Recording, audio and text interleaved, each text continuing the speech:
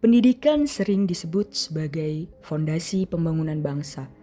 Namun, realitasnya kerap menunjukkan hal yang berbeda. Pada tahun ini, perhatian dan alokasi anggaran tampaknya lebih difokuskan pada program-program lain yang justru mendapatkan porsi yang lebih besar. Hal ini menimbulkan pertanyaan, apakah pendidikan masih benar-benar menjadi prioritas dalam agenda pembangunan nasional?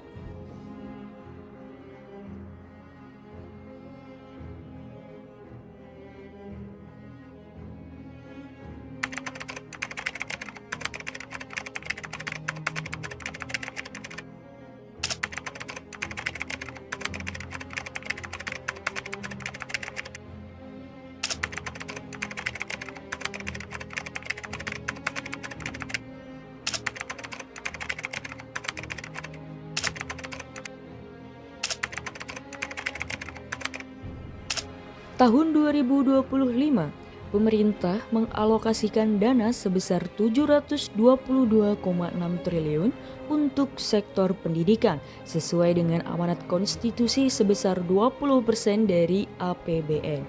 Namun, dari jumlah tersebut, Kemendikbudristek hanya menerima sebesar 83,19 triliun yang mengalami penurunan sekitar 14,51 triliun dibandingkan tahun sebelumnya.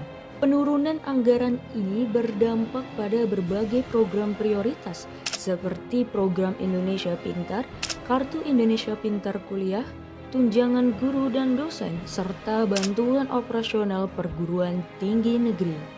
Meskipun angkanya terlihat besar, namun dampaknya di lapangan masih belum dirasa maksimal. Masih banyak sekolah yang mengalami kekurangan fasilitas, guru honorer menerima upah rendah, dan juga akses pendidikan berkualitas masih menjadi tantangan terutama di daerah-daerah terpencil. Sementara itu, program-program lain seperti makan bergizi gratis mendapatkan alokasi anggaran yang signifikan, meskipun tidak dikelola langsung oleh Kemendikbudristek. Hal ini menimbulkan pertanyaan, apakah alokasi anggaran yang besar ini benar-benar efektif dalam meningkatkan mutu pendidikan di Indonesia? Kami telah berkomunikasi dengan Presiden terpilih Bapak Prabowo dan timnya, dan ini untuk memberikan clarity mengenai bagaimana makanan bergizi gratis akan fit di dalam RAPBN 2025.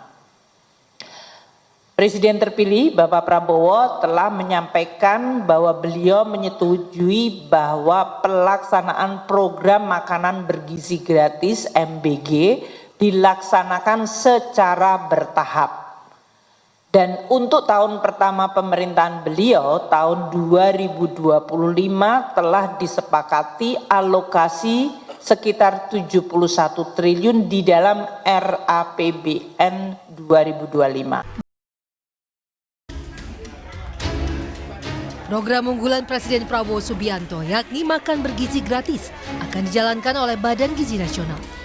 Untuk menjalankan program makan bergizi gratis, Badan Gizi Nasional telah membangun 85 satuan pelayanan. Satuan pelayanan itu akan melayani 3.000 anak sekolah penerima makan gratis. Satuan pelayanan juga akan menjadi tempat memasak makanan sekaligus off-taker produk pertanian lokal.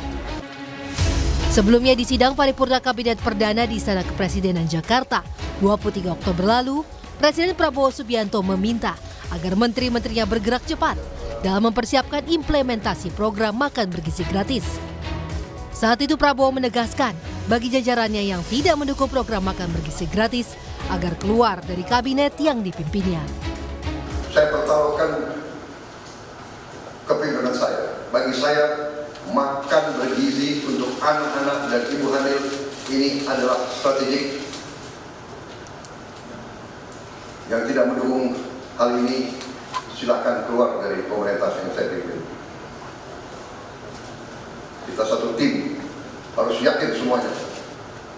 Ini bagian daripada rencana kebangkitan bangsa Indonesia. Badan Gizi Nasional menyebut program makan bergizi gratis akan menyasar sekitar 15 hingga 20 juta anak pada 82 titik yang tersebar di seluruh Indonesia.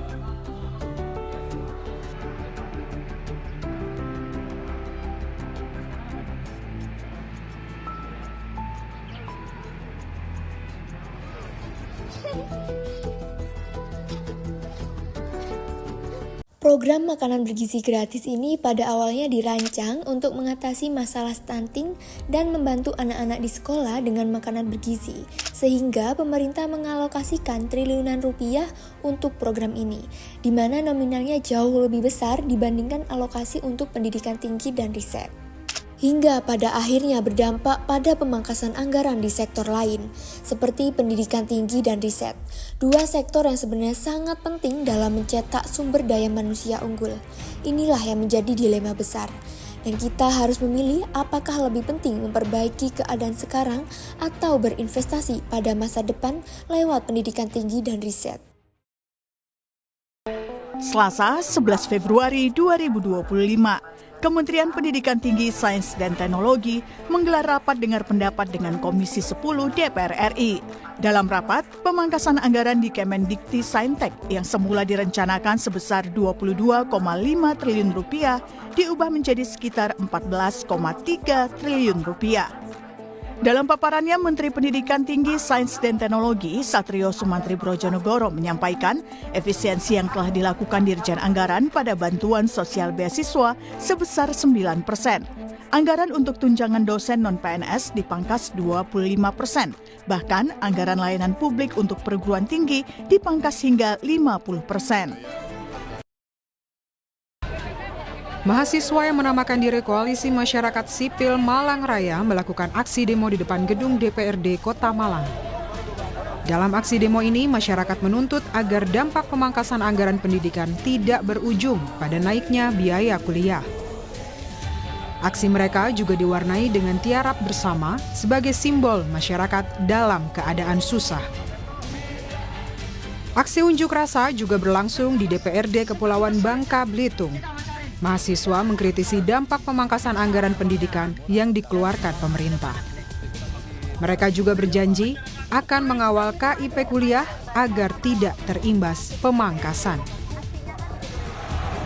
Selain aksi unjuk rasa yang berlangsung di Kota Malang dan Bangka Belitung, hari ini aksi unjuk rasa mahasiswa juga berlangsung di Kota Semarang, Jawa Tengah.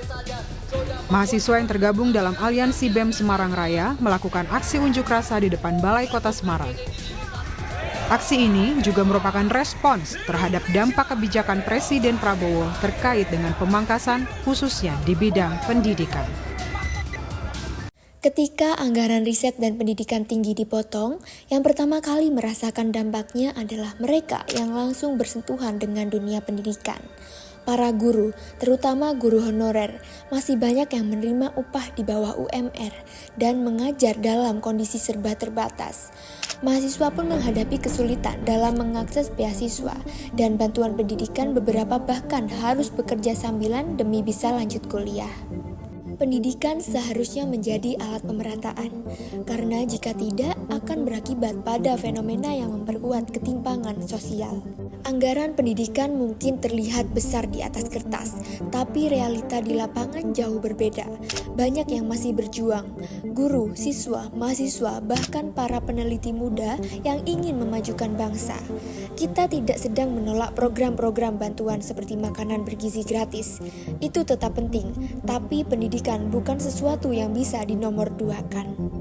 Pendidikan bukan cuma tanggung jawab pemerintah, tapi sebagai warga kita juga punya suara.